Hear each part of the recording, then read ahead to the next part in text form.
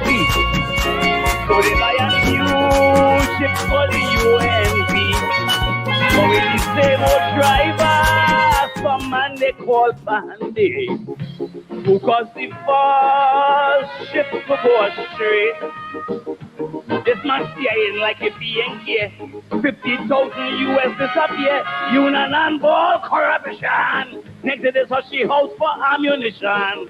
Stood on a call, Ross Maraj ball. Lawrence Maraj showed up from behind a wall. Pandy, the jail is waiting. Pandy, all your thieves enough. Corruption in USC, so everything that already. All your fire tree men just hold. So we abandon ship. We not staying on it. And very slow. Pandy no. Robbie say that you've got to go.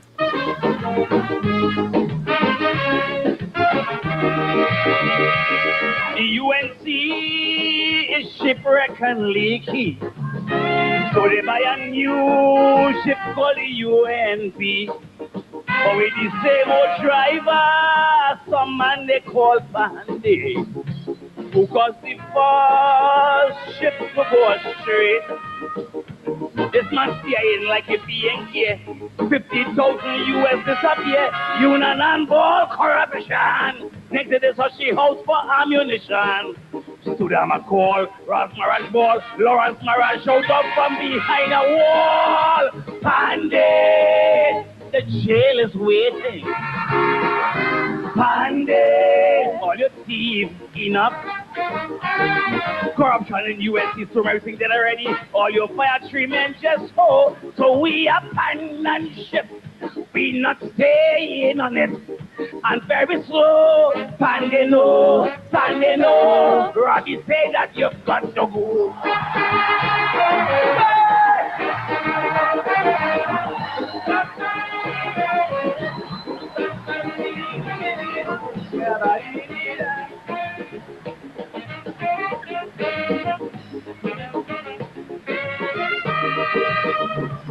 Let me remind every single voter down in Cuba, the incident with the ladder, the info deal padding and the airport scandal, pseudo-racist and teacher this criminal. He couldn't take and go to 800,000. Big apartment in Kensington, kitchen at the last, white tongue, where the money gone. Come now up front and talking tribe. When she go Aruka, she go understand what is real pipe. Pandy, the jail is waiting. Pandy, all you say enough. Corruption in UNC is too everything that already. All your fire stream men just go. So we abandon ship. We not staying on it. And very slow. Pandy no. Christmas Eve boy you had to go.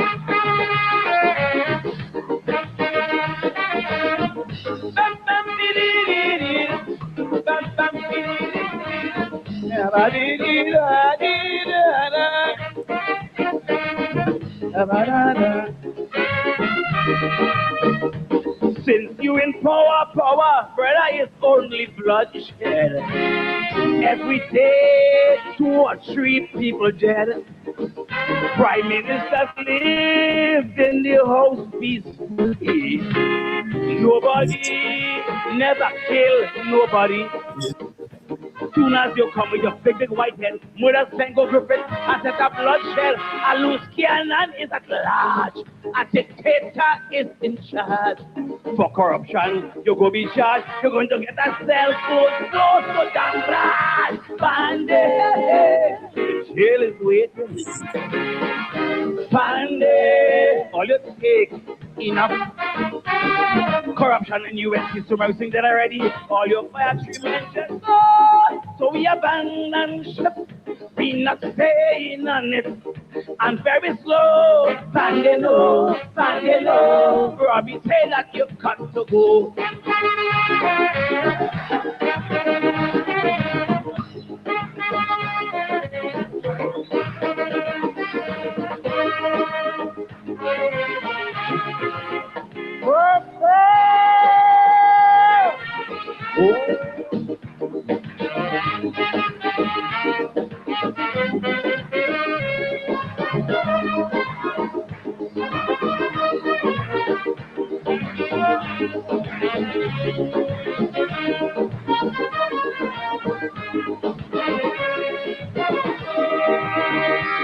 When Vince Lass and Griffith crossed the floor, UNC, the supporters raw. No three men leave you because of corruption. You call them names like Chakat and Nimakram. Let me tell you something, Pandy. You always want to do things your way. Ramesh was your good friend. You bring in Gillette and duck them. I find you fast. You're out of class. 6 years now, you're playing up in your mother. Pandy.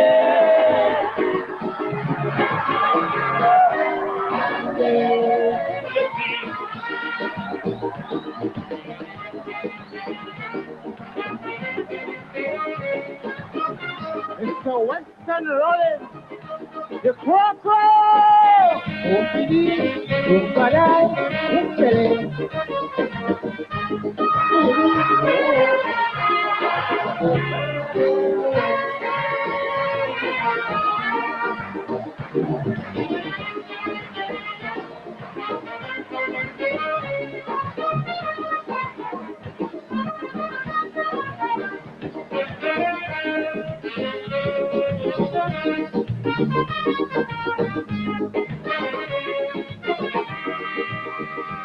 So much for people out here catching the nenen. And they went and buy 2 brand new Mercedes Benz. Lying and saying how he didn't know about it. Bringing the blame on his son-in-law Griffith. If Griffith doing things and he hushing up him out, he must be doing other things he don't know about. I told him to go and drive in style. Was only for a short while. Put oil and gas, polish and things. I know he had to give it to Patrick Manning. And the jail is waiting. And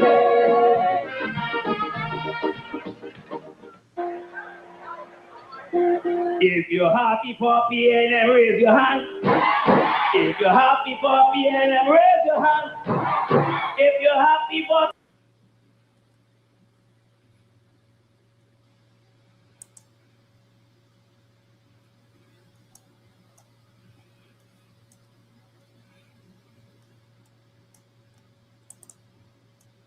The apology. Contestant number 6. This is Croco. Rollins the Croco. And he's going to be just as powerful with They Look For That. One of the tunes that has been turning on people in the tents and creating a bit of a controversy throughout the season. Western Rollins not afraid to sing these type of topics and really turn people on or off, as the case may be, depending on which side of the fence you're on. Croco, Western Rollins singing in position number 11. They Look For That.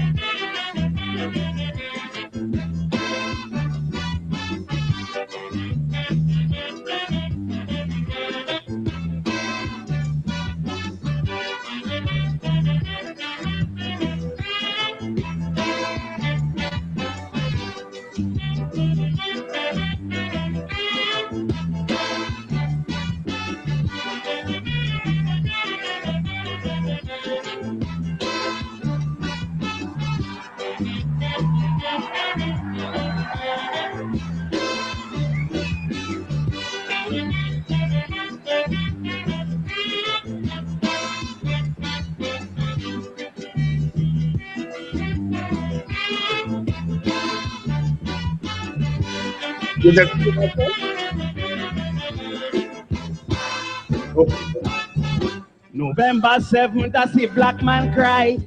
No blood still running from black people's eye. But I remember when a song rise, African rise. And I beg black man, please open your eyes. While I was singing and busting me liver string, black man asking me where Atlantic plays. Then they put their 14th finger on the shelf. So today, black man, you must blame yourself. But when I sing, they never listen where Coco say. Black man's mentality gone Spectrum and PSA. Big lyrics I sing in, they wouldn't listen to me. Black man telling black man, oh black man, come out to party. I remember when I sing Sham, we don't want it. Me say black brothers say Coco, you singing shit. So they say through my fault while you strike your heart. Black man, all you look for that. I wonder why black man always want that kickstart. Black man, all you look for that.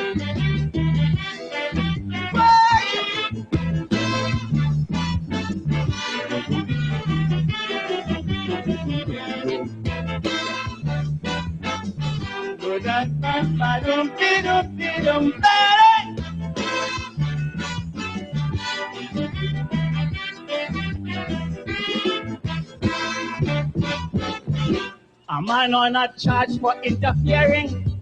Black man, all you still go and vote for him. Black man, how on earth you could condone this? Your daughter might have to work in this man's office. Then imagine this sex silver-headed pest. 12 fingers under your daughter's dress. Me a saying that Patrick should have win, sir. But even Jim Baker would have been better. All the women who went begging the other day about this Mr. Way, all you have to say concerning this thing, all you're silent and talking peace. So the office girls must be at the mercy of this beast. He was charged, so whether it is false or true, I'm concerned because I have a daughter too. I'm talking from my heart, I'm telling you. Black man, all you look for that. Why on earth black man always want that kickstart? Black man, all you look for that.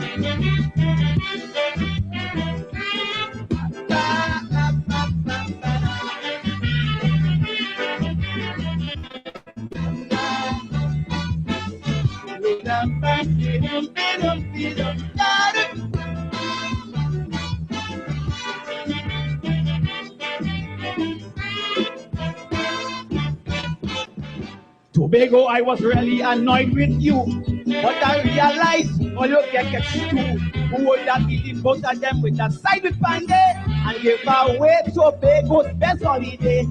Them two go and sit down on the wrong table and then look for the best for the old Tobago people. But all you cannot quarrel, all you cannot fret. That's what you ask for, that's the way you get.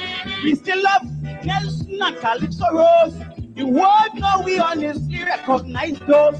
Like you're a great footballer with Aston Villa. We always show love and respect to that fella. But all you smile when Robbie married to Pandey. I hope all you understand where Satmarat say. If he thought I marry a black man, he drop ship. Black Tobago, all you look for that. Mighty Masquerade is done and Ricky Jai start. Tobago, all you look for that.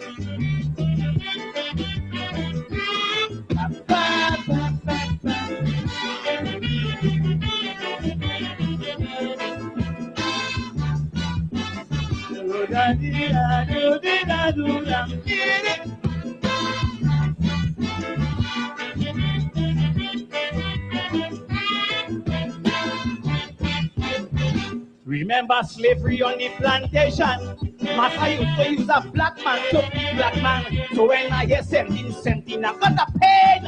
I say, oh God, black man go beat black man again. But black man give black man soup. But black man want harm. Black man intention is to pressure his own black man. He give them soup, they say he treat them like an outcast. So now black man takes smoking. At a Robinson on behalf of the African. With 2 seats pressed, you had the ball in your hand. I spoke to Leroy Clark and Capra Cambon. And up to now, them can't understand where went on. You went and was knighted up in Africa. But to your black brother, you prove a traitor. If Abubakar return and the shooting start. Atta, all you look for that. And if your daughter should cross the big man's path.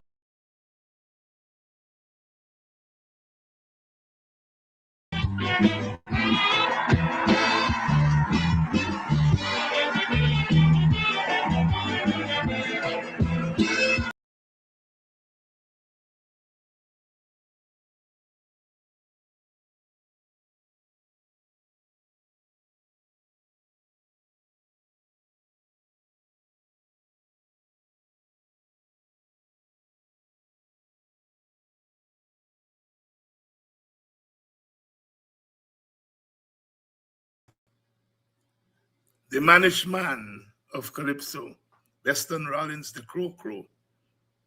Black man, all you look for that.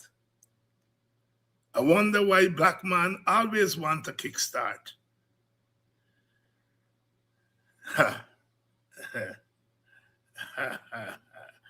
Hey, black man, all you look for that. When I'm preaching to you all you say, Dr. Enns, you're talking shit. The faces of the massacre, the murder on the IC are black faces. The faces of mass murder are black faces. And when they're ready to file murder charges, is who they charge? Black man. When I'm preaching to you all, Dr. Enns, you like talk too much race. He did it. He did it. The government faces of the mass murder of mainly Amerindian people are two black men. Two black men. And when they're ready to charge people for murder, three black men. What more you want to hear? What more you all want to see? Why black man always want to kickstart? They're beating you all down because of your race. It's all around you all. But just for a couple of penny. Just a couple of penny. Are you ready to sell your all soul? I hear the brother, as he was going into court, he said, we don't deserve this. Yes, brother, under normal circumstances, black people don't deserve what they're getting. And I will fight for those brothers. Fight for them. But black people, you all have compromised yourself. Some of you. It's emancipation. And you all couldn't hear it because the parliament didn't start. But we were in there. And I told Brother Edghill that he is a disgrace to black people. I told him. The cameras won't carry it. That on the eve of emancipation, he allows himself to go there and to lie on behalf of an Indian government. To lie. I told him that at the bottom of that ocean, the bones and the blood of millions of black people, they're there. And anybody, any race who should not lie to get anybody to go down there in a watery grave is black people. Yet, a black man has become the lion face of mass murder in Guyana. When we black people are the victims of mass murder. And I told them that you all murdered 400 black people and now over 100 Amerindian people.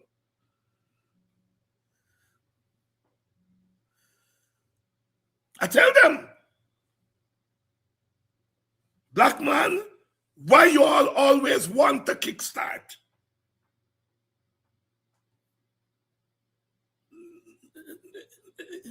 Who the charge of murder? 3 black men. What more you all want to see in Guyana? You all think it's by accident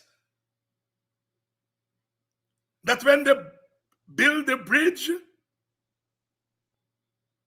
and they want to show the shiny side of Guyana, you see Indian faces.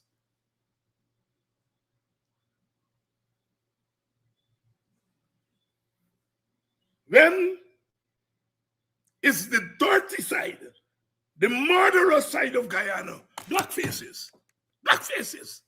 And you all wouldn't learn You all will learn, rise up and wipe these people out. They're not good for you all.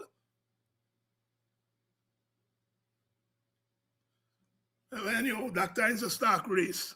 And some of my brother and sister leaders don't even talk about it too. Good evening and welcome to Politics 101. I have Dr. Todd tonight and Paul Slow. I haven't seen Brother Paul here yet. Brother Slow going to be here shortly.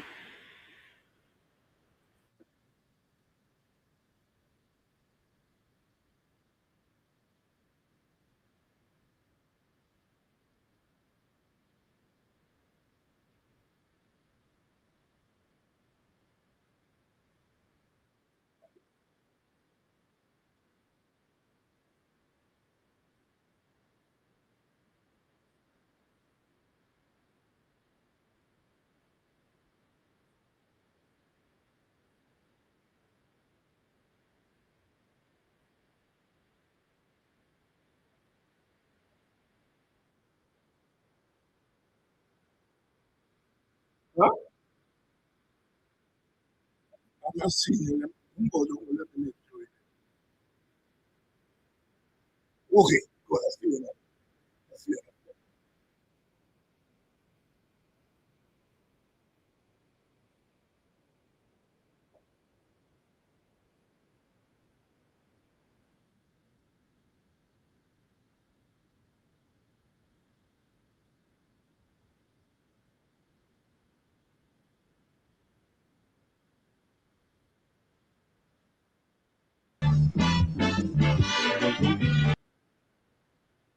All right, I think we got Brother Slow here with us.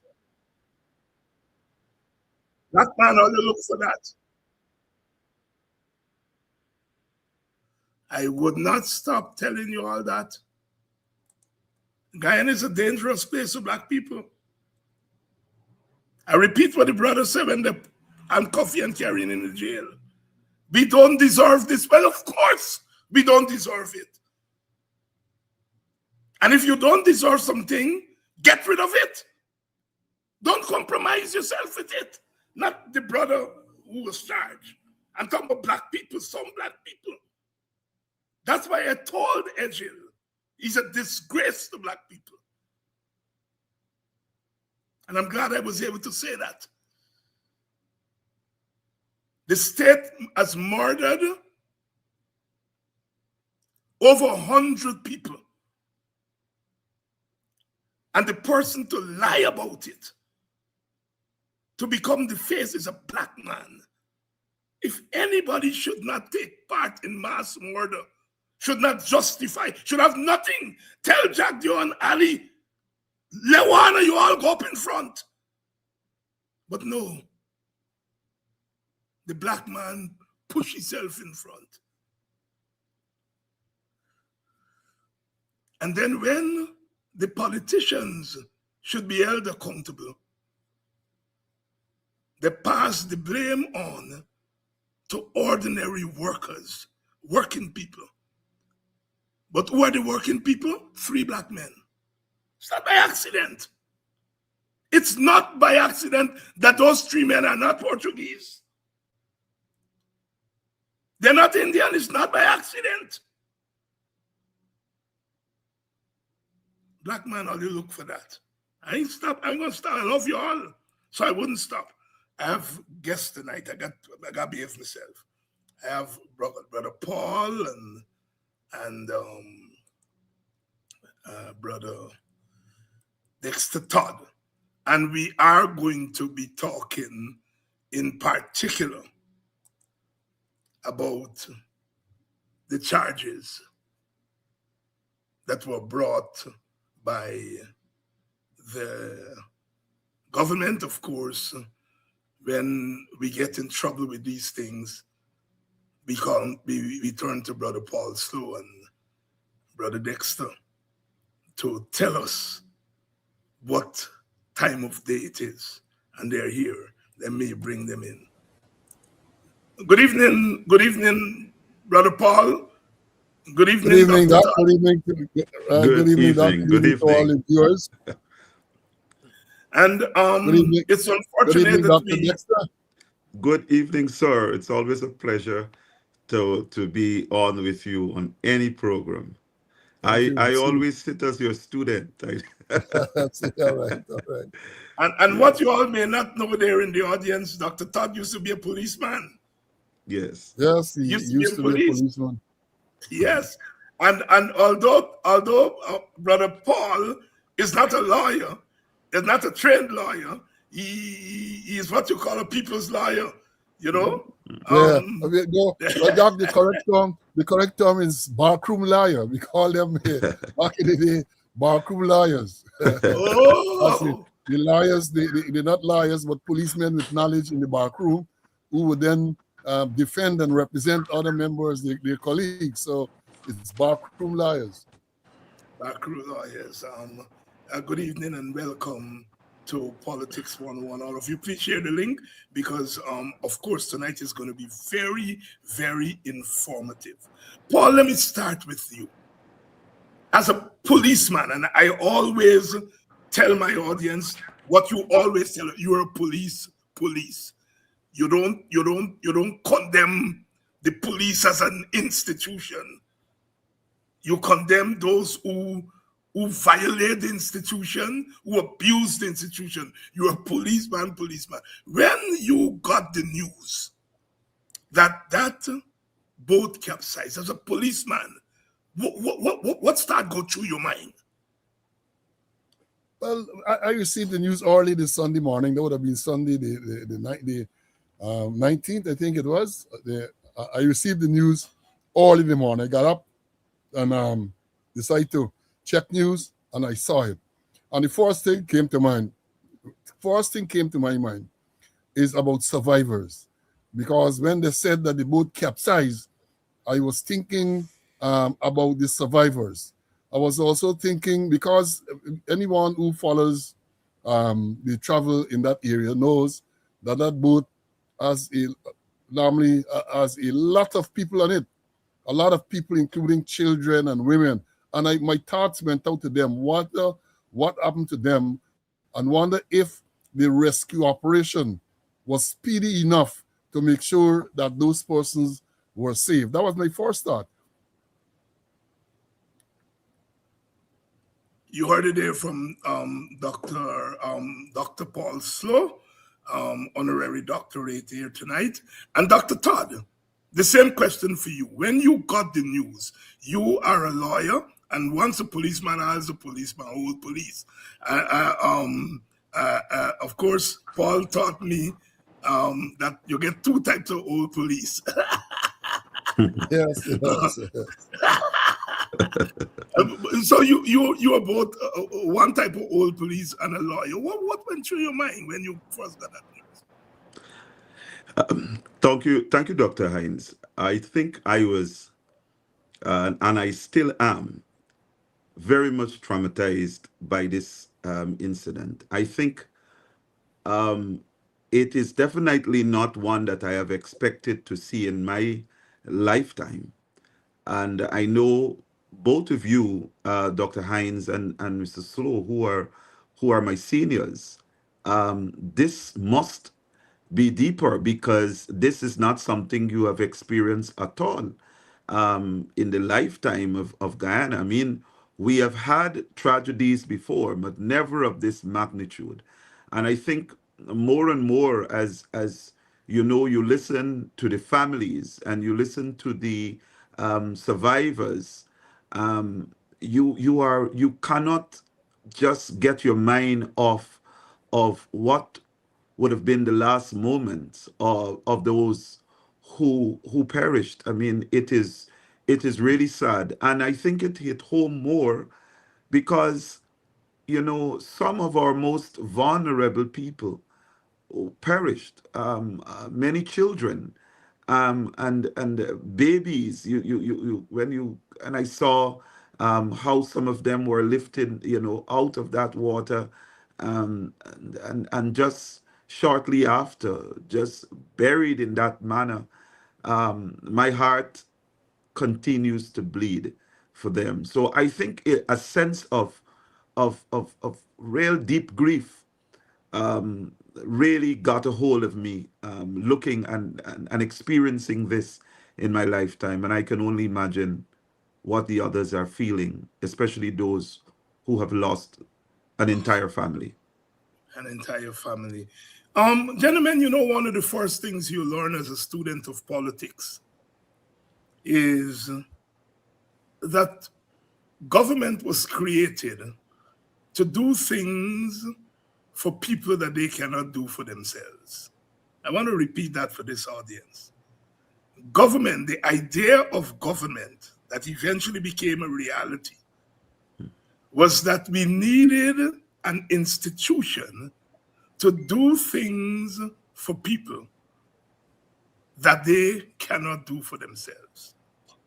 And that is why if you examine the constitution of any government, whether it be central government, local government, other forms of government, those constitutions always have a clause that one of the main functions of government is to look after the welfare of the people.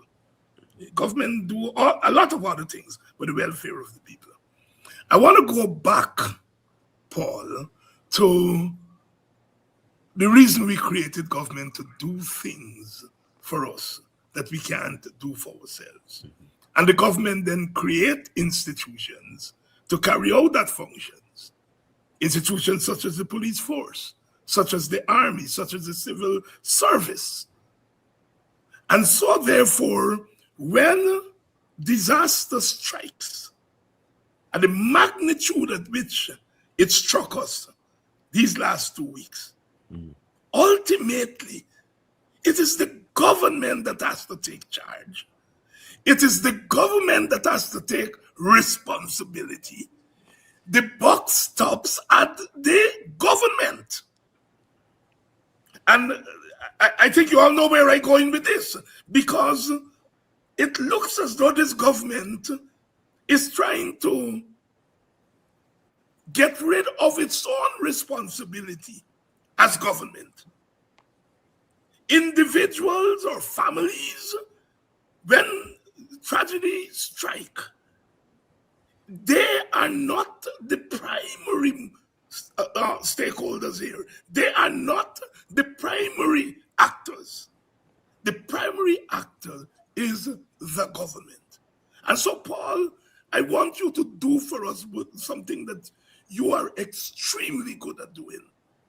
And that is to trace for us the footsteps of the government from the time that tragedy happened to now, and tell us whether those footsteps were marching in step with the responsibility of the institution of government. And my young brother, you, because you're young, you got more time to think about the question than Paul. Well, first, Doc, let me say it would appear that they were indeed marching, but they were marching in slow time. They were doing slow marching at a very slow pace. Because when and let me say this, I have a background, apart from the regular police arrangement. When I was there in the operations, heading the operations department, we had regular meetings to deal with disasters, right? They were, at the time, it was the Prime Minister chaired, Sam Hinds chaired those meetings. And coming out of that meetings, we had what we call a disaster preparedness plan to deal with disasters in the air, to deal with disasters on the sea, to deal with any kind of disaster. And responsibilities were allocated to the various agencies. For example, I could tell you that the police were responsible for any land disaster. And when we say land disaster, it sometimes included a disaster, because we recognize even though the disaster might occur in the air, it ends up on the land, right? So we had those things, and we had regular meetings, and we put together emergency responses. And not only put it together on paper, But then we had exercises, whether it was tabletop exercise, whether it was an exercise as the Army would call it, exercise without troops. But we went through the thing. We went through. And you can recall, many of you might recall years ago, you even had exercise simulating crashes and so on at the Chedi Jagan International Airport, where you had to respond in a certain way. And that was a requirement. I don't know if those things go on now. But when this, if you're to follow the steps as we try to trace it, we understand that this boat should have sailed around 3-something the Saturday afternoon. Due to some difficulty, they said apparently it was stuck, and it is believed that the reason why the boat was stuck at the wharf or the port in Georgetown was because of the load. It couldn't move off because the tide might have been a little low, and therefore it was on some bank. Some of the survivors have said that. So it did not actually move off until 4-something the afternoon. Now, once it set sail, then at some stage they encountered difficulties, and they understand that a signal was received at the control tower at exactly 11:01 p.m. They were very precise about that. Now, once that signal was received, there are certain things that have to be put in place immediately, right? And it is a bit disappointing that from what we are hearing, that the first set of people weren't rescued some 5-6 hours after. So it clearly showed that they were not prepared and mobilized for some type of disaster. They're not. And then we hear the talk about Jerry Govai, I think, he had to fly over and to see some distress flare and all of that. But the point is, if the boat was properly, the vessel was properly equipped, signals should have been should have been emitting from the vessel so they could have pinpointed the exact location. But seems a lot of things went wrong. So eventually, all right, Sunday they started to rescue people and so on. And the most surprising thing to me is that the very Sunday, we learned that the pilot survived, the captain rather, the captain survived, and the first mate. And the same Sunday, this is a survivor, a man who obviously is traumatized. He is arrested. He is arrested. So no counseling for him as a survivor. He's arrested.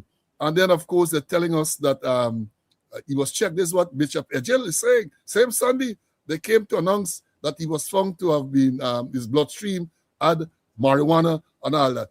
From the outset, it would appear as though after this thing happened, as you rightly pointed out, government is a government responsibility. The boat is owned by them. The people on the boat are employed by them, so they can't escape responsibility. But they try to shift the blame almost immediately. So the blame was that the captain and the next man was had marijuana in the that's the narrative that they wanted to send out there very early, and then to hear the bishop the very Sunday, I think it was, this man is definitive, very arrogantly definitive. 116 passengers and 17 crew members, 133. The man was look, and let you know, it comes all back to my training, because my training would have told me that so early in this disaster, you can't come with them definitive figures and so on. You cannot be so definitive, because the thing is fluid, the thing is evolving. And so he was caught in that. And then when you tell one lie, you got to find yourself telling other lies to cover up the lie. And that is exactly what has happened. That is exactly what has happened. Dr. Todd, let me bring you in here. You know, one of the things we always hear is the average Black person want to go study law, they want to go study sociology, they want to go study literature, and they want to go study politics. Now, they mustn't study them things, but they must go and study what other people studying and so on.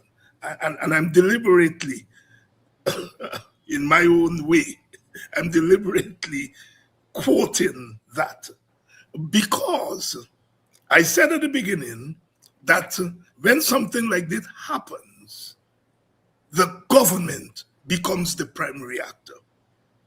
But another primary actor is the person who interprets for the masses of people what the rules say, what the law say, because law is really a conflation of rules in a formal way. And so I want you to talk to us here as a lawyer. What went wrong? Because obviously, as Paul said, the violation seemed to have started before the ship left port. So here is where I want you, as a legal scholar, because you're not just a lawyer, you're a legal scholar. It's a rare species. Tell us where the violation of the law began, and then do as Paul did, walk us through how that violation, if you see it as a violation of the law, has continued to haunt this whole tragedy. Dr. Hines, I would wish to begin from the point to say very clearly that the MV Barima boat is over 80 years old. That's the first thing. So we are not dealing with a boat which is equipped and with all the modern facilities, equipment, etc., to deal with the eventuality of a mishap. It's a very old boat that for years the decision was taken to get this boat off the water. They use fancy term, my seniors, as seaworthiness. I am saying clearly, so that our viewers will understand, that the decision was taken, the recommendation was made to the government of Guyana. The PPPC government received recommendations from experts that this boat should be off the water tops onto the dry dock because it was a recipe for disaster. It is a policy directive. And that is how you cannot divorce the subject ministers and the government responsibility here. It was the government's decision executed through the subject minister that this boat is to operate.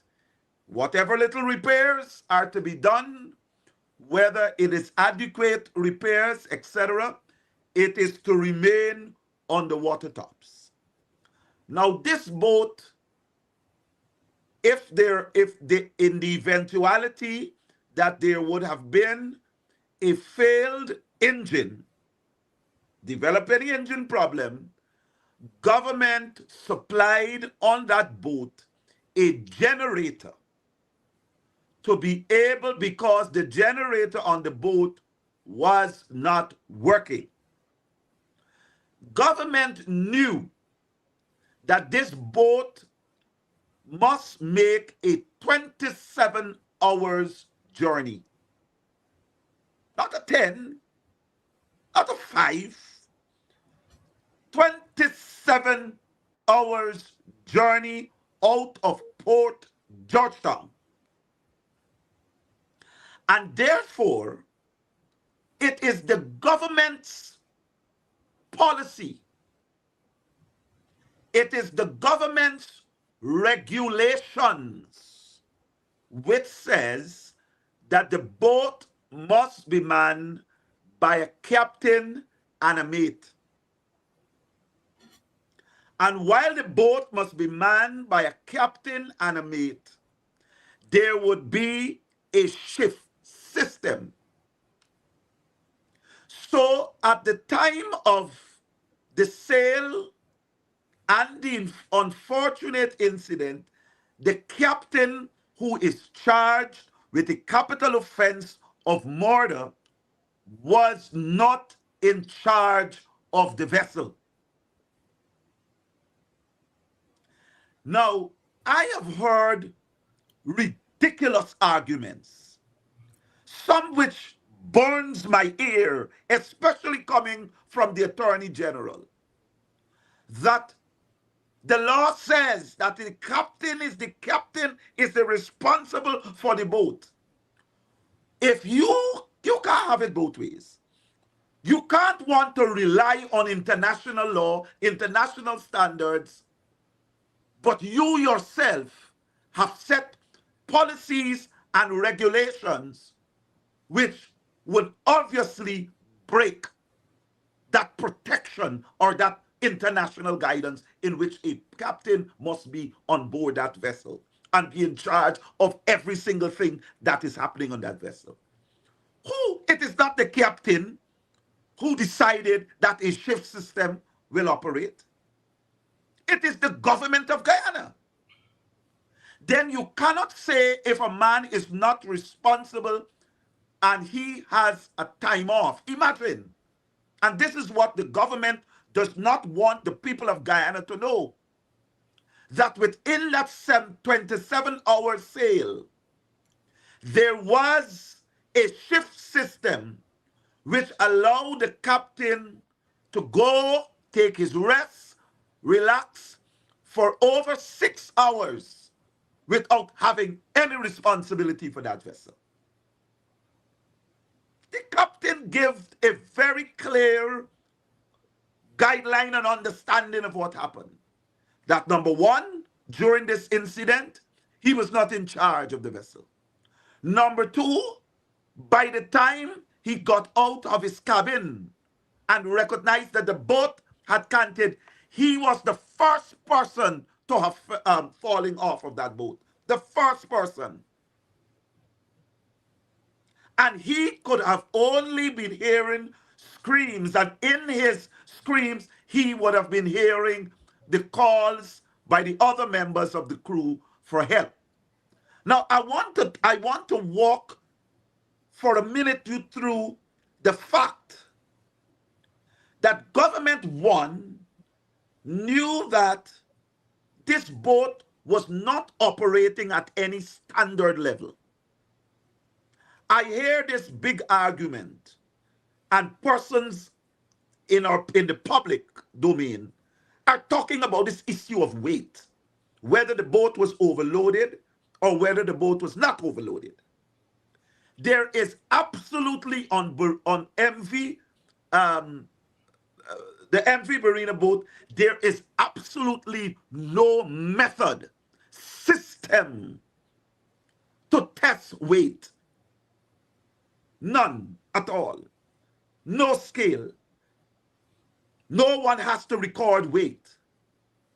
There is a loading line. So you can have any amount of weight on this boat, but once it passes the loading line, once the goods or the cargo passes the loading line, the engineer or the captain will say stop. The captain doesn't have, and if you look at the system again, which is outlined by both MARAD and supported by policies by the subject minister of works, you would recognize that every single person with responsibility for loading, if there was a load which of course was taking down the boat, the only responsibility the captain has is to say, no, that can't go. Or move it on another side so it can be leveled. But he can't tell weight. So when you institute a charge of murder to say that the boat was overloaded, I will say one thing. Bring up the boat and bring up the evidence that it carried more weight than is prescribed by law. You cannot want people to be held accountable by law when you yourself do not set the law. I call on the Attorney General, talking a bundle of nonsense. I call on the Attorney General to present to this country what is the weight limit of the MV Barima boat. What is the weight limit? There is none. The captain worked for 4 years and he has never seen a document. He has never seen anything to indicate that this amount of weight must be taken by the boat. Had that been done, the next reasonable question to be asked would have been, how do we test? It therefore means that you have to now outfit this boat with more equipment to be able to tell us or to tell the captain what weight. You are charged 3 persons, holding them accountable for causing the death of many Guyanese people when you have not given them the tool. And that is why the government cannot divorce itself. You can't say because of the fact you just wake up one morning and you decide a tragedy has happened and you all of a sudden come up with some policy and you're saying I must be held by that policy, and then you want to use international standards. International standards is good. International law is good. The ISO standards are good. The IMO standards are good. Government might have signed on to it, but I am sure there is absolutely no way any international licensing body can come and would have licensed the MV Barima. That boat has broken every single licensing authority, every single licensing regulation. That is not the responsibility of the staff who is compelled to work it. That is the responsibility of the government of Guyana. And that is the responsibility of the subject minister. That is the responsibility to be proactive. The likelihood that there is high winds, and this is some of the proactive nature we're talking about the government.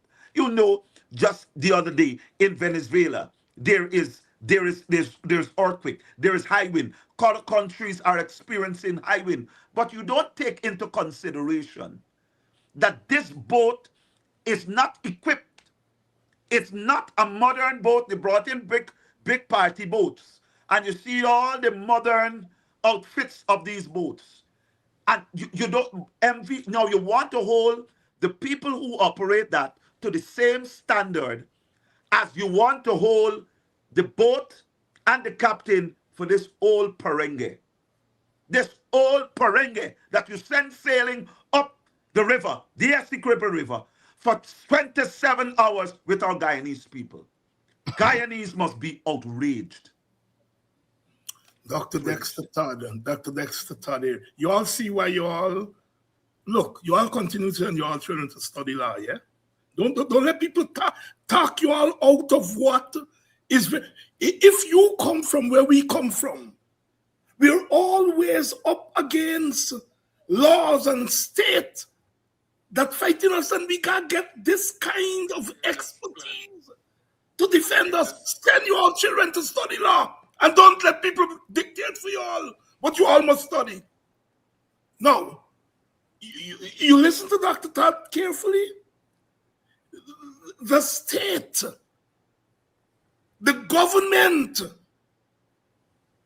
is primarily responsible for a state boat traveling on the water.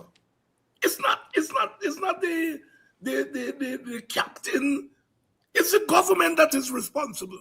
Now, let me go to you. Let me come to you, Paul, because I think only you could answer this question. At what point does an agent of the state, the captain and the crewmen, they were all agents of the state. As a policeman, you were an agent of the state. And we have dealt on this program here a lot with extrajudicial killing. At what point an agent of the state becomes responsible for actions in his or her own name and not in the name of the government and the state? You get me there, Paul? Well, perhaps only in your private capacity. I guess only your private capacity. If you're on duty, then you're not in your private capacity. So the state is responsible. And as you use the analogy with a policeman is there. If he does anything whilst on duty, then the state is, the government is responsible. He's acting on behalf of the state. Whether he's acting correctly or incorrectly, the state has to bear the responsibility. And therefore, coming back to the MV Borimo, the captain and crew members were there. They were not there in their own capacity. They were there acting as agents of the Transport and Harbors Department, a department of the state. So therefore, when anything goes wrong, you cannot divorce the Transport and Harbors Department and the subject minister and the government from the tragedy. You just can't happen. These men were not there on their own jaunt, so to speak. They were on duty. They were on duty, and if anything happens, as I've said before, while they are there, anything untoward, as we saw happen, the government is responsible. You cannot, right? Let me understand this thing in management. In management, as you would know, Doc, we talk about delegation of authority. You delegate authority, but you retain responsibility. So even though the captain might have been authorized to sail the vessel and others would have been authorized to do things, the government remains responsible for the action or the operation of that vessel. You just can't, no matter how you twist it and turn it, you just can't. They just can't, as they are trying to do, separate themselves from the incident. It is not logical. You want to tell me, all right, who benefits in terms financially from this thing? The money going to the government, all the freight thing and the passenger fares is the government. So how come the government now is not responsible? The money wasn't going legally into the people's pocket. And I say legally because allegations are made about us as a cow that went on. And we are not talking about that because even with that, it is a government responsibility to us. Even with that, right? Because they have a responsibility to make sure that proper systems are in place. Not only write down something on paper, that is only part of it. We have to make sure that whatever is written is adhered to scrupulously. It is your responsibility. Your responsibility. You know, gentlemen, let me editorialize here for a second. We have seen this government very eager to protect errant policemen involved in extrajudicial killing, to protect them as agents of the state.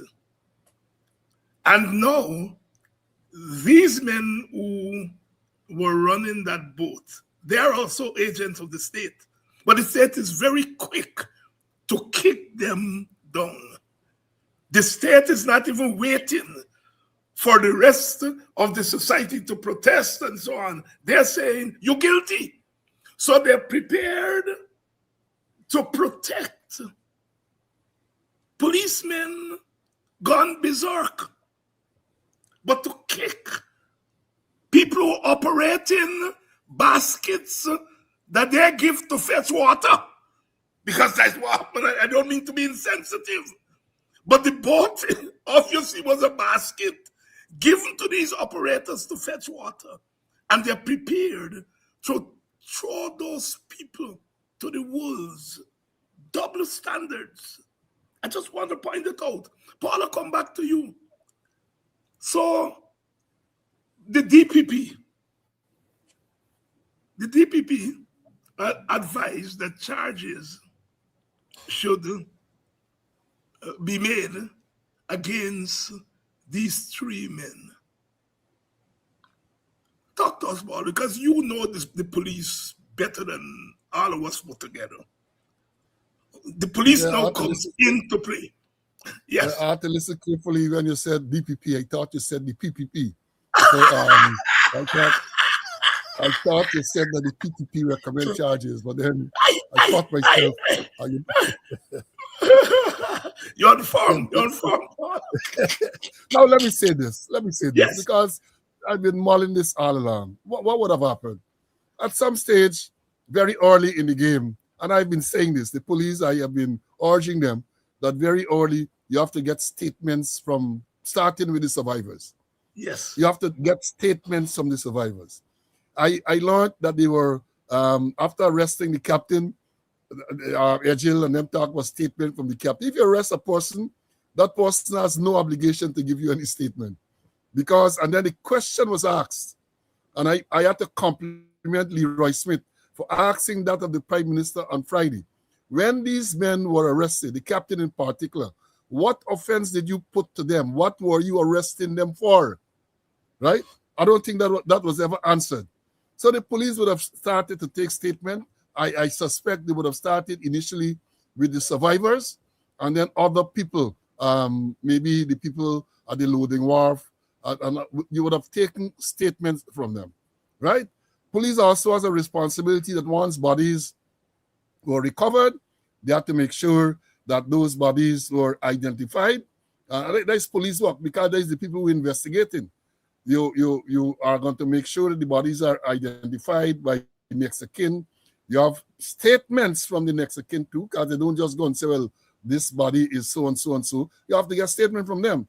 Now, at some stage, when you collected all of those statements, right, a file, you prepare a file, and that file is taken to the Director of Public Prosecutions to peruse and to give guidance.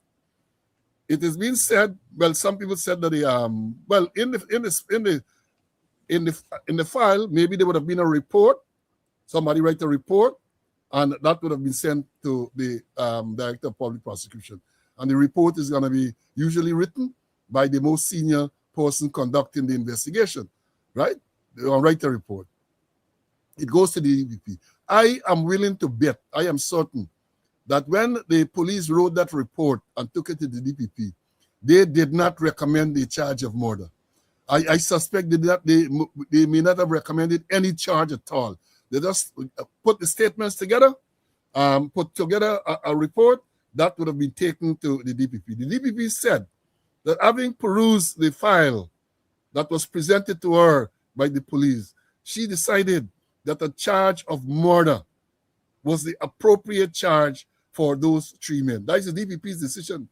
And the DPP under Article 187 of the Constitution is the ultimate authority in criminal prosecutions. So there's not a question whether she has the authority or not. She does. But the question is whether or not that is the appropriate charge in regards to the elements to successfully prosecute a charge of murder. And we learned that from basic training that murder, you have to have malice aforethought. That is it. I mean, there are certain subtleties that we're not going to necessarily think now. But you have to have malice. You have to set out to kill or to cause grievous bodily harm, and then the question of murder. So, as we said, and Dr. Todd will bear me out here, you have to have two main elements. What we call the actus reus, the guilty act. And then you have to have the most important part is the mental element, the mens rea. You have to have that intention. So the question is asked, if you're saying that there's the act, yeah, the boat went down, so you might want to say that there's the act. Where is the mens rea? Where is it that these men who are charged with murder intended? You're saying that when they set sail from Georgetown Port, they set out intended to kill those people?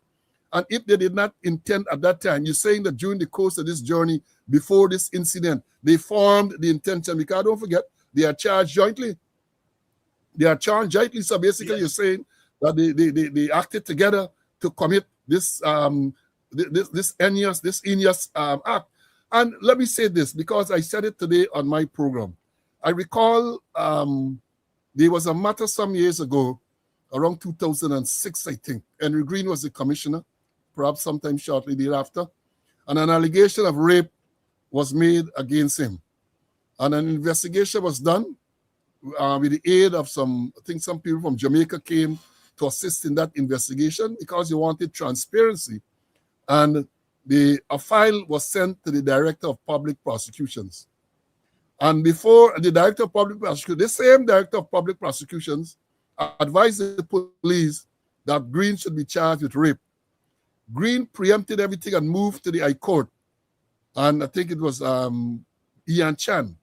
Ian Chan asked the Director of Public Prosecutions to justify our decision to charge Green with rape. Because you know what he said? And I'm sure Dexter can put the people into the work. You know what Ian Chan told the DPP? The fact that you might say the file presented prima facie evidence is not sufficient for you to charge. The question must be whether there is sufficient evidence, reasonable evidence to gain a conviction. That is what Ian Chan said. And therefore, he ordered that the matter should be discontinued. Again, in this instant matter, you are charging with murder. You're charging with murder. All right. Where are you going to get this conviction from? Where are you going to prove the mental element? The act is perhaps easier to prove, but where are you going to prove that these men, when they set out, basically you're saying they set out on a suicide pact? Because remember, they are survivors, and only by the mercies of God that they survive. So basically you're talking about a suicide arrangement where they deliberately decided that they're going to sink this boat and survive. But this thing is so ridiculous. It is ridiculous. And contrary to what the Attorney General said last night, nobody is saying that maybe action should not be taken. Nobody is saying that. Nobody is saying that.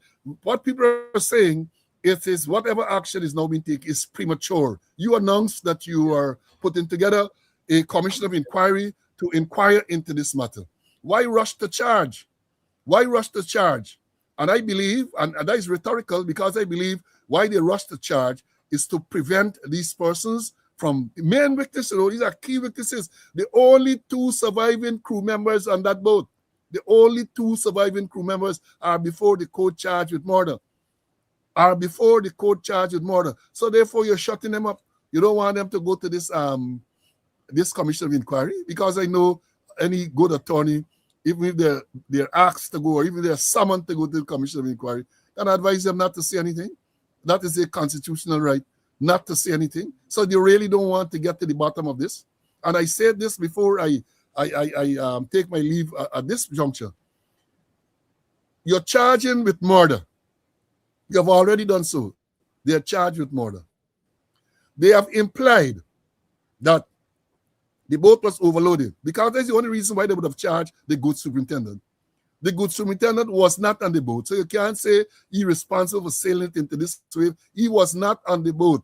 He was responsible for loading. So if you're charging him with murder, you are implying, right, that the boat would have been overloaded. Now, where is the evidence? The evidence below the sea. And you're saying that you're not going to bring it up. You're not going to bring up this evidence that is key evidence.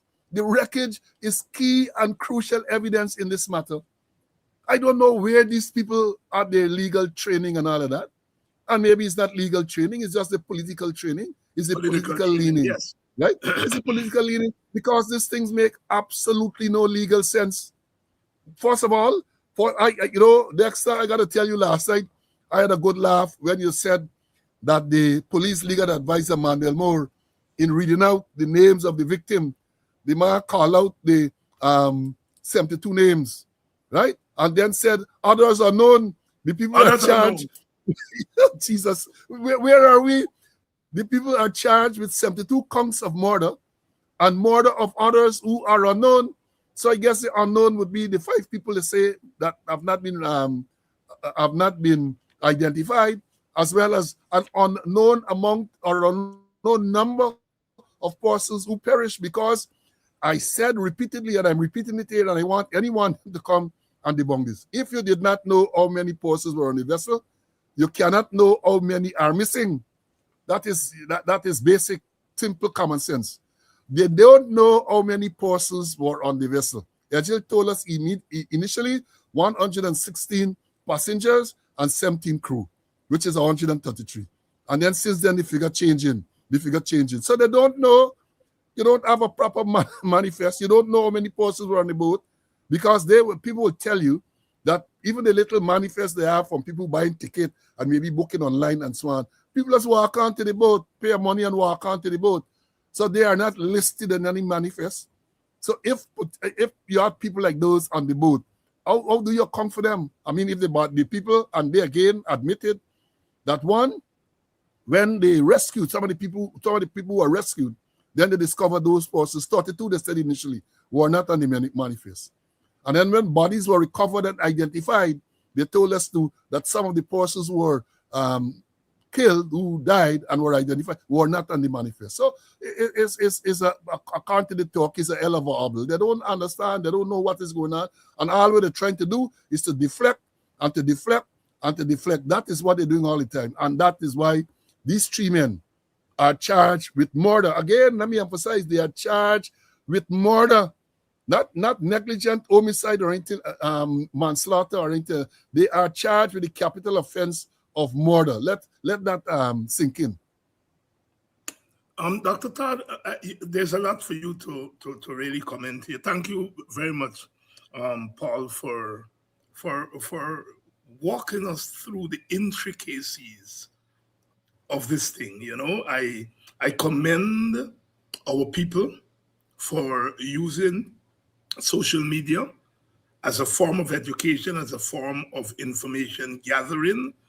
But we also have to be very careful about how we dissect and analyze some of these phenomena, because we could find ourselves not intending to dance to the narrative of the government, but end up there. And I see a lot of our people get tangled in that. Well, the men were singing, yeah, at least they should be charged, and so on. That is why we have exports. That's why you all send me to school. That's why you all send Paul to all them big institutions. Not just, he wasn't just a traffic policeman, he was a student of policing. And Dr. Todd, who was a police, has gone on to become a student of the law. Because there are things that these professionals who study this thing can do, is that you just think, if I am a schoolmaster, a headmaster, and the school building is shaky, and one day the building collapses, and God forbid something happened to the students, then the headmistress and headmaster, based on this methodology, that if the headmistress or headmaster will be charged for murder. You see what they're doing? And the logic is taking them there. Dr. Todd, there's a commission of inquiry, as Paul said. So the issue of premature charges comes in. There is the issue of what charge. If at the end of the day the commission says so, what do you charge these men for? Is murder the appropriate charge? And thirdly, are these political charges rather than charges that are consistent with the law? Because basically what I hear from you and Brother Paul here tonight is that the PPP is turning the law into an ass. Now, sometimes the law behaves like an ass on its own. But in this instance, it seems to me that the police is turning the law into a political ass. So the law as political ass, the law as premature action, and the law has been confused as to whether crime was committed, and if so, what kind of crime is committed. Talk to me. Dr. Todd, you might be muted. Thank you. Yes. You know, Dr. Hines, we as Guyanese have accepted. Can you hear me? Yes, we're hearing you now. We have accepted mediocrity so much in this country. As a nation, we remain as a broken, battered set of people that we don't even recognize no more when we are being silenced. Now, and I am using that in a general sense to say we have not even, and we have failed as a country to even hold our judicial system and officers to the highest standard. We have failed to hold our police force, which is the only or the primary law enforcement agency in this country, to high standards. So we accept the level of mediocrity, and we say to ourselves, we quickly fall in a bracket to say, well, it is the captain who is responsible. So, murder. Mr. Slow went through very correctly on the side of the law to identify that if you are going to charge with murder, you must see from the preliminary stages, by reviewing your statements, the evidence which will lead you to institute that. You are saying that these three men acted in concert. They acted jointly. They held one mind. They held one intention. And that intention was to kill or to cause grievously bodily harm to the people. So that even if you go down the line of introducing another element, calling act or omission, that by virtue of them failing to do something, it caused the death of persons, then rightly so, all persons and all the case laws have gone down the line to say manslaughter.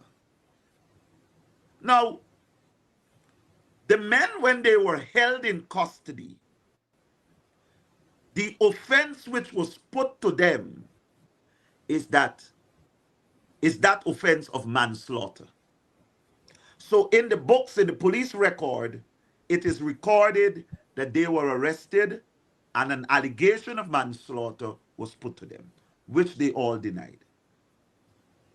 Now, you move to a case, and I have explained this on two occasions, that in evidence, there is something called, when you're dealing with witnesses, competent witnesses and compellable witnesses. They are all competent witnesses, but by virtue of the fact that you have instituted charges against them, and they are not or should not say anything because they must be able to wait until they have cleared their names, they cannot be compellable witness under no circumstances. Now, these, as Mr. So rightfully identified, these are two primary persons who at one point in time would have been in charge for the operations of that vessel, to speak to the commission. But you have silenced them. There is another principle in law that all parties must have considered. Latin maxim, sub judice, meaning that if a matter is before a court, as it is now, a charge of murder is against 3 persons, you cannot interrogate their conduct at another forum. No law permits that. And the commissioners, which I rather suspect will not evade or escape the mind of the legal team, that the commission can potentially be stopped by law from examining and publicizing anything which touches and concerns the men who are having been charged for murder, because there is a competent jurisdiction which is examining their conduct, which is examining the acts, which is examining on an evidential basis the circumstances surrounding the incident. So I disagree on all principles of law with the Director of Public Prosecutions, who has professed that these examinations can be done on a parallel basis. Cannot. It means, therefore, the commission may very well have to review and identify the terms of their examination, which will not touch and concern liability at all. Now, if the commission is allowed to do that, invariably, the government is setting a commission to come to a conclusion that no one sitting in government was negligent, and negligent to the point of criminally liable. No one. And that is why this is a calculated approach by the government of Guyana to control not only the narrative, but to control the potential findings of a commission of inquiry. Because there are going to be parameters in which they cannot go over. Because you cannot fight and contest another jurisdiction like a core competent court of law. Then you can't be examining and calling all sides of witnesses publicly to talk, which can have a negative publicity, which can affect a jury trial if the case gets that far. So there are potential dangers legally, which this government, being properly advised, ought to have contemplated that this is not only a premature act to institute charges, it is also affecting the outcome, the likely outcome of a commission of inquiry. You can't only look by regulation, because if you are going down the line, and it is not something that I am fathoming, I am making up in my head. It is part of the brief facts of the prosecutor, which outlines that they would have failed to do certain things. Then if you're going to go down that line, then you actually are going to be able, you have to establish the issue of regulations. What is it that they failed to do? Then if you're going to say what is it they failed to do, who is the people to come and say whether they failed to do it or not? When they are the only people, when the boat has a two-deck and passengers are on the are likely on the bottom floor, and the crew is on the top floor, no passenger can come and say what is happening on the top floor unless they were in restricted area. So when you look at it, you're not making any attempt to bring up the evidence as you want to talk about weight and you want to go to a commission of inquiry. You hurriedly charged and instituted a bad charge, a premature charge, in which the investigations are incomplete, and the prosecutor proudly informed the court. So the director of public prosecution did not even have the benefit of looking at the totality of the potential evidence or evidence in this matter. But yet still you hurry to charge the people. And you hurry to charge the people only on the basis that you believe that this should be the charge. So when you look at it, and I'm telling you, Dr. Hines, you see, Monday coming, when they are going, because I made sure I articulated very strongly, and I was able to persuade the court that there must be preliminary disclosure in this matter.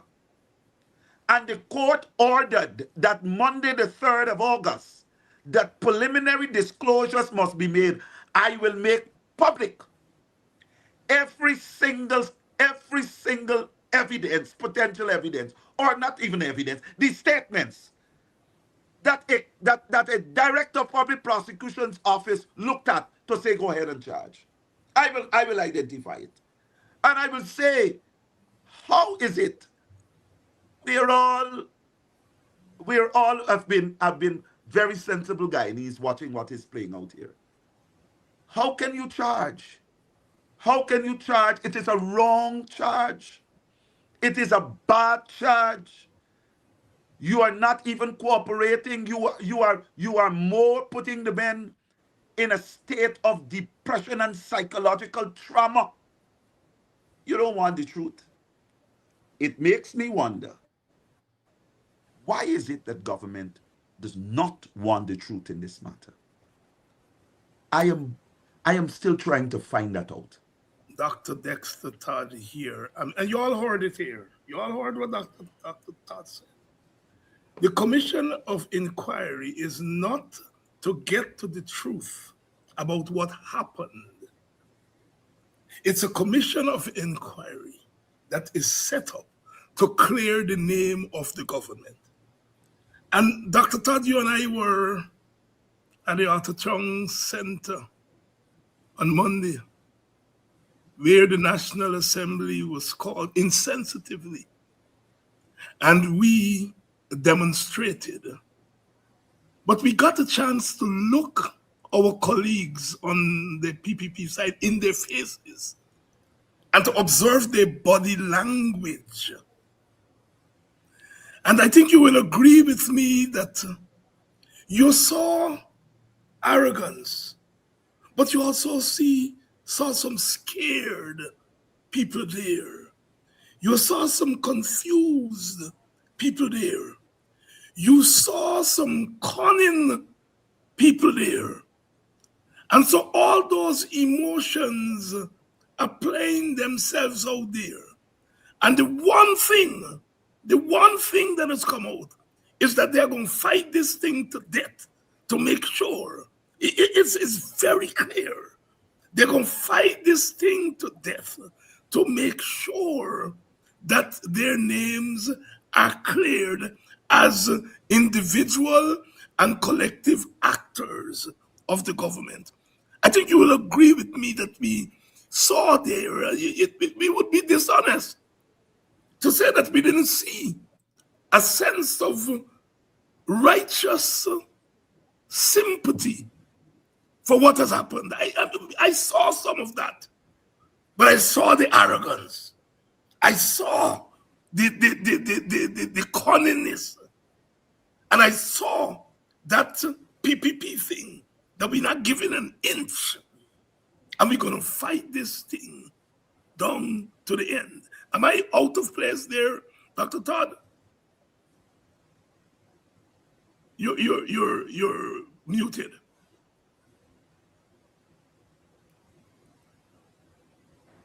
Definitely not. We all saw and witnessed, I would call it, the pomposity of these individuals, of the government. We saw it.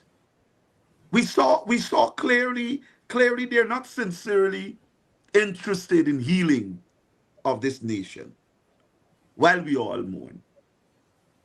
And there is nothing that they can come to the floor to say that the opposition did not reach out a friendly hand to offer all resources, all support, so that we can be able to arrest this situation and deal with this tragedy. But we saw it. Dr. Hines and Mr. Slow, we saw it when we turned up there on the Sunday at the Humanayana. The gates were open, and as soon as the opposition members came to the Humanayana to enter the gates were shut. The police all gathered by the gates and directed that we not enter. We saw that one Win MP was already in the Humanayana, sitting there, and in an attempt to get her out of the Humanayana, someone of the PPP poured a glass of water on her, poured the cold water on her to get up and get out. That is a lesson. That is a lesson how they see us. That is a lesson. They think that they're dealing with dogs. They think that they are the ones who are dealing this country, and that is why I say we sense and we have seen the level of pomposity of this government. They're pompous.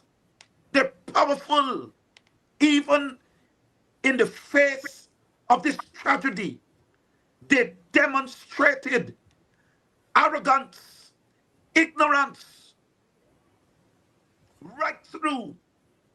We saw when we get to Essequibo, the minister just passed and saw that our brother Sherrod Duncan was attempting to look at all the different areas so that there can be accurate information coming to our people. Lock him up. Confiscated the drone. I had to leave. I was in a court matter. I had to leave all the way in Georgetown. Hired a boat to get to the Essequibo.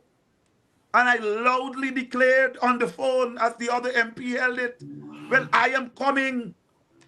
And I demonstrated if this is what they want, it is not going to go down easy. Were there to help. Not once. Not once. All they want, everything is go back to normal, man. 3 days of mourning. 3 days of mourning, 3 days of mourning, now go back to your normal life. Go back to your normal life. You talk about the arrogance. You talk about the uncaring behavior and posture of this government. Look, they give, and it's not across the board. Some of the people who they perceive not to be their supporters, because I have evidence to show that everyone was not treated in the same way. We had one woman who lost her child, her son, who was the breadwinner of the family. She is sick, and they told her the body is at the parlor, and they're only giving her 300,000 Guyana dollars. But the parlor is charging her $340,000 to do the cremation. Then they made an arrangement with the parlor And they told the parlor, we are not paying for the service. So if they think they want to come and sing and clap and give eulogy, how the person was good and so on, they have to pay their own money. So the parlor told her that she has to pay 60,000 Guyana dollars per hour if she would like to have a service. Then she pleaded with the parlor. The parlor said, listen, we were given a particular date that the cremation must be done. So it must be Monday. She is saying, well, he was the only family member I have in Guyana. I am sickly. Some of them said that they will spend their own money and they will come in. I'm begging you for 2 more days. They said no. They said no. They will have, you could probably let them look at the ashes, but no. That woman couldn't walk properly, my seniors. And the only way the car was taking her home, the only way she stopped at my office. She couldn't even walk into the building. She sat right outside my office at the gate crying. When I heard the news, I went out to her. I said, what is happening? I could not believe that was a mother, or that is a mother who's mourning the loss of her child in this tragedy.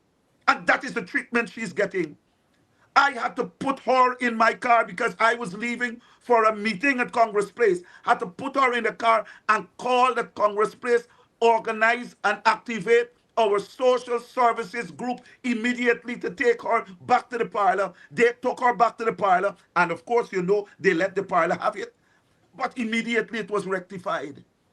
And she was given some form of support, not only. And today I'm hearing that they put everything together to be able to assist her in whatever other expenses. But yet still, this government moves around and makes it look that they are working with the people and they're caring about the people and that they will work with them through this very, very dark period in their life. No, it's all talks. It's all talks. So Dr. Hines, my senior, that attitude that we witnessed in the parliament, I didn't expect anything better, because the evidence is there to show that they don't really care about people. They might express care for 1 and 2 persons where they believe that their mass support comes from. So they might put on a show. But let me tell you something. In their heart, they see it. Okay, that happened. Let's move on. But we are not going to see Guyana that way again. We are not going to see our Guyanese suffering again like this. And so I support the call that we're standing up to this. I support it. Paul, you know, I've heard all the interpretations. Dr. Hines is a breakdown of morals. Dr. Hines, God, gone pan holiday. Dr. Hines, these people are engaged in swapping, in blood sucking. Dr. Hines is a breakdown of law and order. It seems as though every other day there is something that reaches crisis level. Adriana Young, that story is not even gone yet. And we are in here dealing with another incident of mass proportions. You, I am sure, at your church days, is it a breakdown of law and order along with a breakdown of morals, along with a breakdown of governance itself? Or is it one of those or 2 of those? Help me, my brother. All of those, doctor. All of those. All. You have, and I comment on it frequently, right? You have lawlessness all around. Lawlessness in the government. You have lawlessness in almost every facet of life. Look what's going on the roads. Chaos on the road. People driving anyhow. People walking anyhow. It's a breakdown in discipline in the society. And I have said repeatedly, you cannot divorce that, you cannot separate that from what is going on by the people who we put there to lead, all this allegation of corruption and all sort of thing, this thing where people can do whatever they want and get away with it. Minister's son take the government vehicle, drive it, crash it into some canal, nothing happens. Minister's son accused of causing death by dangerous driving, file sent for and docked, nothing. So it's all around, it's in every area. And because it is in every area and you have people who there in government that don't know how to govern, that is a part of it. Look at again, coming back to the traffic thing, which is there to me. I perform the functions of traffic officer. We call it traffic chief on 2 separate occasions. And therefore, traffic is there to me. You have the president making all kinds of statements in relation to traffic. Since December 9, 2025, president came out with statement to say that they have been able to identify all the persons who have acquired the drivers that license illegally. What has happened? Nothing. Months ago, the president came out again with the same thing, said they have identified 1,600 persons and they're going to write them letters for them to explain. I mean, the thing is laughable. The thing is laughable. You have identified persons who have broken the law, and the president, no less, is telling us that they're gonna write them for them to explain how they broke the law. It's corruption and corruption all around. It's all around. So the breakdown that we see, if you look on social media, almost every week you see fighting with schoolgirls and schoolboys, fighting. We know when I went to school, you had the differences. It used to be settled on Friday, an organized exchange, and then somebody come there and nobody want to show the first blow. So some wicked man, fire burn me on, fire burn me on, and whoever fire burn me on. Yes, and whoever hit it got to show the first blow. That was it. But friendly fighting. Look what goes on when they have raids in the schools.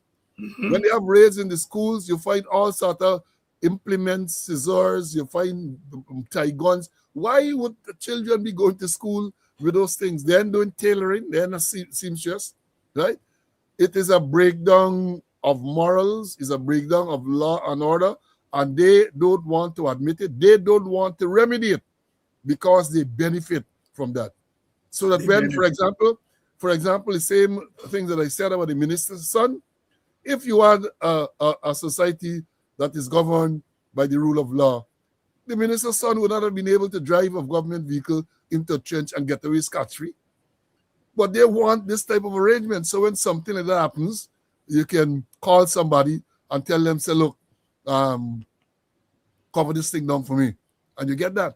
You have so many cases. You refer to the one, Dr. Todd referred to the one in Essequibo, Sheriff Duncan, where ministers are giving police illegal orders and they are carrying it out. I saw Monday, when it was Parliament, Monday at Parliament, police stopping parliamentarians from going in and said they can't go with picket and that. There's not police duty. Dr. Todd talk about Sunday at the Humanayana, where policemen at the gate to stop me from going. That is not police function. That is not police function, but that is what you have. You have the case at the stadium where the fireman reversing a truck, and the truck came into contact with a car that is assigned to the minister, Minister Ben, right? Had him locked up. See police manhandling a fireman in uniform, trying to lock up. When no offense was committed, absolutely no offense, because even if the fire engine struck the car as it did, the place is not a road, so you can't charge even no traffic offense. But that is what you have. That is what you have. Paul, God, I mean, you probably were prevented from becoming commissioner of police because you were given orders by none other than the head of state, and you said, not me. What is it that is different from your worldview? What is it different? What is it different between your worldview that compels you to act in that way and the worldview of some of our sons and daughters who are acting the other way? It's about knowledge. No, you have to know your work. As we say, you know your onions, you know the law, and therefore when anyone comes to tell you, regardless of who that person is, whether the president or not, could come to tell you to do something which you know is unlawful, you have to tell, I mean, you're not going to be disrespectful. You have to tell them in a very polite way, let them know that that is not going to happen. And I did that with Jagdeo. I told him that. And then we know what I did that with Gadrach too. Very politely told him, say, well, look, the firearm could not be returned. And if at this stage, the investigation had not reached that stage, and what they're going to try to bully you, what they don't know, I am not going to be bullied because I knew that I had the law on my side. I was perfectly correct. The problem that you have now, you have people in positions, including the very senior positions. As we say, they don't know the ace from the ass. They don't know. So whatever they're told to do, they do. And one of the things too, they come to recognize that that is the way, that is a means by which they're going to be recognized and promoted, right? They recognize that. You break the law and you're going to be rewarded. I like to use the example of the officers in charge of Region 1, Christian Dat Ramana, right? The man arrests a lawyer because she advised her client that he should not sign a statement. He arrested her, right? They sued, and Mr. Mika Clark sued and got judgment against the state. The man is promoted. The man is promoted. So what do you expect? What do you expect? The man is you have so many other cases where people do the gods and they are promoted. So therefore, there's no incentive to follow the straight and narrow. Conversely, you have people who are following the straight and narrow and are denied promotion. That is the story. That is Dr. Todd, let me ask you to put on your partisan hat here. You know, my students always, they ask me, Dr. Hines, why, what is it about, black teachers? You all are teaching politics and then you slip into John Coltrane and Bob Marley and then you slip from that and you go on to poetry and so on. What is it? And I have to explain that we have always been compelled to operate at different levels.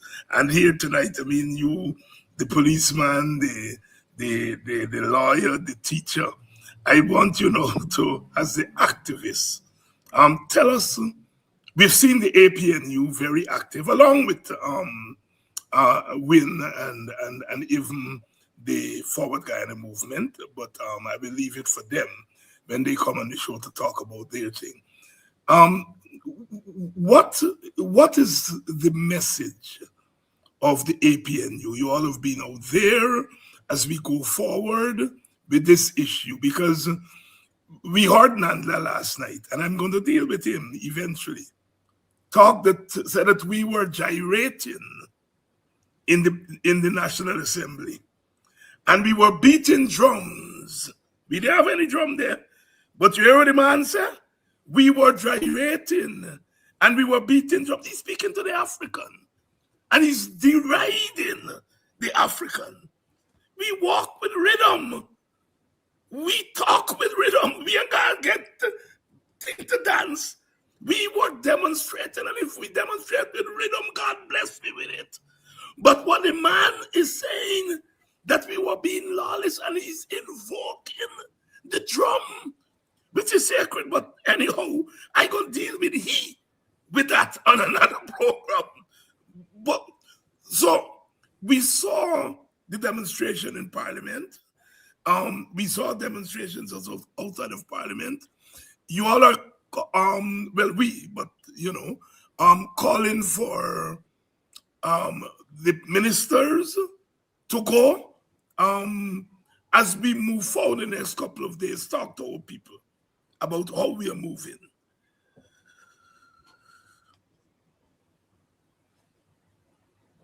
Yes, you have to unmute, Dr. Todd. Be not. Dr. Todd?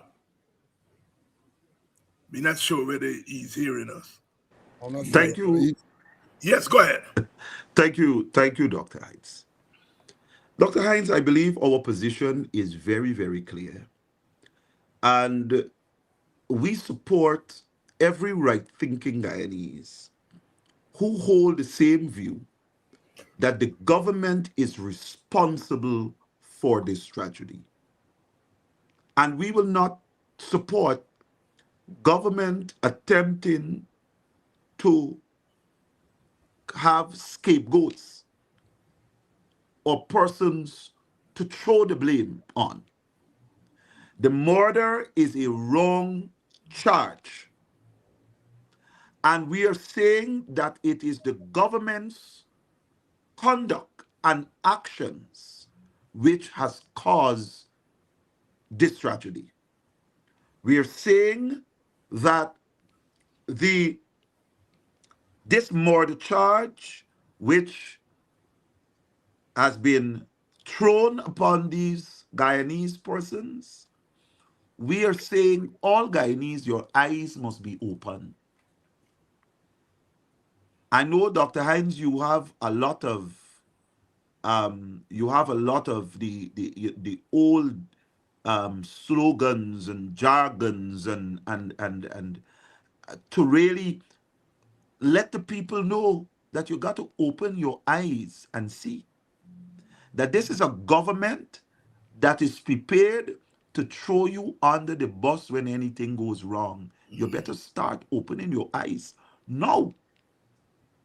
Some people are fearful. Oh, I'm securing. I want to secure my job, and I gotta feed my family. Listen, it's better you fight them for standing up. And if they try to victimize you, you fight them on that, than to remain silent and just allow yourself to continue to do an act, even where you know that you do not have the tools or the protection to do it. Anything goes wrong, they're throwing you under the bus. There have been pockets of... Our message is very, very clear that your eyes got to be open. And we are going to not only Guyanese all over, all across this country, must recognize that we are not in an ordinary time. This time is very serious. The survival and sustainability of this beautiful country calls on us to act now. And we who are sitting here must be so convicted in our hearts that if we don't act now, we would have failed many generations to come. We have recognized that the system is rotten. This government has absolutely no care and love for this country. Absolutely no care and love for its people. They're only interested in themselves, their friends, their families, their favorites. They're only interested in amassing wealth so that they can better their generations. But they care less about who dies in this country. They care less about who is able to survive in this country. And this is a mindset that we, the people in the APNU, have seen clearly that it is justified, that we are experiencing the most uncaring government in the history of this beautiful country. We hear their own people, their own PPP people, stand up and say to them that y'all are far off from the political philosophy of Teddy Jagan. Far off. And I have been following very intently the comments made by the president as he was trying to advocate to our people that you must not remember or focus on the history. That is not only a dumb advice, that is clearly an intention to try to create a new culture and a new understanding where the people don't understand their own identity. It is an understanding and an appreciation of our history, which is going to call on us to recognize where we are, who we are, where we have come from, and where we are to go. And so that type of approach that Adi is trying to tell our people, don't focus on history, don't remember history. You can't don't remember history. That locked in your history is your identity. Locked in there. And you must understand the struggles. You must understand what our parents fought for. You must understand the struggles, and you must appreciate where we are and where we cannot return. That is what you have to do, where you cannot return. And the APNU is very cognizant that we will not return to the days of slavery. We will not return. This mental slavery that they're putting people in, where they are silencing people and people are frightened, are afraid to talk. You're enslaving your people without them even knowing that they're being enslaved, because they're making you dummies. You can't talk. They're gripping you by their level of power that they're exhibiting. They're gripping you with fear, that you must be fearful of them. That is the beginning. That is the beginning of your enslavement. Then they will walk on you, all over you. But you know what? This tragedy is a wake-up call. Is a wake-up call. And we are recognizing that they didn't even stop. They went even further to institute charges wrongfully against men who they very well know they are not the person responsible for it. So that's our call. That's our call. That's our posture. That's our posture as APNU. Thank you very much, my Fighting to save this country from one of the darkest periods that it has found itself in. And we got to fight the people who believe that they are masters and they have come to enslave us. We have to fight them. So if they think that this is going to be the greatest rebellion that they will ever see in their lifetime, and if they have read about it in the books, they are going to see it in the natural, because we will not allow our people to be enslaved again. We will not allow Guyanese to be treated as rags and unvalued. So that is our call. That is our posture, and I'm proud of it. Dr. Dexter Todd, one of the new faces on our political landscape. Fighting words. Fighting words. I hope we're paying attention. Brother Paul, you're retired. You served your country honorably. Your country did not reward you with what you deserved. And here you are continuing to teach, continuing to witness for us. Every day, every week, every month, every year, we come face to face with these demons. And I'm sure there are times that you want to just roll over and go to sleep and read books about new policing methods and perhaps write your memoirs. But you come before this altar of resistance day in, day out. You soldiered with your brother, Mr. Conway, who God called home, and you continue to do this. Why? Because, Doc, it is necessary. You know, I have been fortunate to have over the years exposed to a lot of, in terms of policing, a lot of training. I have a wealth of experience and so. And I have come to learn a long time now that when you share experience, you don't lose it. It's not something finite that you give up it and you lose it. As a matter of fact, the more you share, the more you gain. And therefore, I believe that I owe it to the Guyanese public, policemen in particular, to share my knowledge. And as I've said before, it is unfortunate, well, not necessarily unfortunate.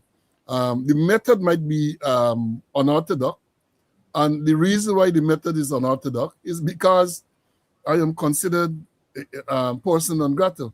So whereas long ago, I would have been invited to do presentation and lecture to the officers and share my knowledge, my wealth of knowledge with them, that no longer happens formally.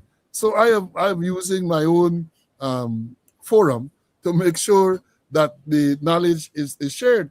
And I can tell you this, the forum is growing and growing rapidly because people recognize, policemen in particular, recognize that they have something to learn, right? They have to learn. And I am not one of those who mislead people. I tell you them like it is. What is the law? What is the correct thing? Because unfortunately, in the few sessions that they have, the few formal sessions, some of these things are not taught to them. Some basic things that I thought would have been basic. People have said to me, well, Mr. Slow, we were never taught that, and so on. So I'm on this mission to make sure that I impart the knowledge. Thankfully, the Lord has blessed me with health and strength, and my faculties are intact. So therefore, I'm going to use this opportunity to pass on and to continue the fight. We cannot give up. We cannot give up. If we love Guyana, we have to make sure that we continue the fight to make sure that, as the background says, and my thing there, speaking out, exposing corruption and incompetence, I will continue to do so. I am doing it for almost 5 years now, and I will continue to speak out to expose corruption and incompetence. The thing is now, it is becoming more and more demanding because of the levels of corruption, right? And the frequencies, almost every area, you see these things coming. And I'm gonna continue to talk about it. So I would normally tell the people I refer to as my students, I'm gonna be here. I'm in for the long haul. I'm in for the long haul, and be assured that I am going to continue the fight against corruption and incompetence. And that is because of my love for my country. Love for country. Dr. Todd and Mr. Paul Slow, thank you all very much for coming onto this program tonight. There are days when you're down, but there are days when you look up and stand firm. If someone asks me, what did you do today, Dr. Hines? I'm very glad to have to say to them, I interviewed Paul Slow and Dexter Todd, and they have imparted knowledge and perspective that can only give us hope. This tragedy, as we have been saying, is a reflection of a larger tragedy, which is Guyana. And because we have given so much to this country, our ancestors came here, some against their will, some by accident, some semi-intentional, but we are here. And for all intents and purposes, we're not going back to Africa. We're not going back to India. We're not going back to Madeira. We are here, sharing this space with our indigenous sisters and brothers who have suffered the biggest loss here. But the rest of us who came to these shores on boats, on ships, we know the vulnerability of people who have to travel on ships. We know what it is for our bones and our bodies to dwell at the bottom of the ocean. And it is that that brings us together at this moment. It tells us that we have to fight. As both Dexter and Paul have said, this is about fighting. Not fighting to defeat some individual out there, but fighting to defeat a system and fighting to defeat those who are holding on to a system that is intended to turn us into beasts. But that will not happen. I'm glad you all came out in numbers tonight.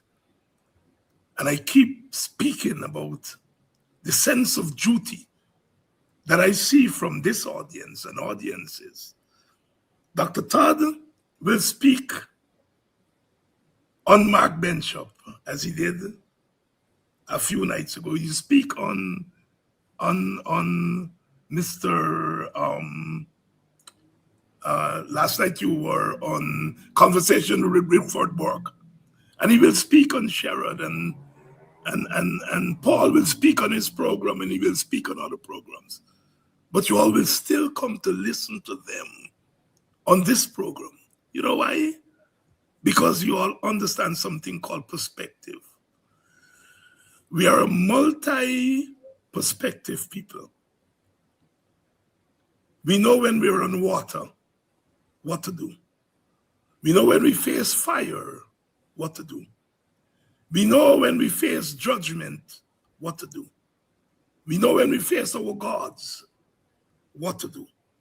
And we know what freedom demands from us. Go to sleep tonight, but get up tomorrow and do like the people of Den Amstel did early this morning before the sun rose. Do what the Amerindian People's Association did in front of the office of the president. If you can show your face, show your faces. If you can show your disdain, show it. If you can show your anger, show it. We must not rest. Day after tomorrow, we will be observing emancipation of the African from bondage. But that observation has come to signify a larger emancipation. And this year, our emancipation observances cannot ignore this latest tragedy. Guyana has become a dangerous place, perhaps the most dangerous place in our Caribbean. And we have to bring it back to sanity.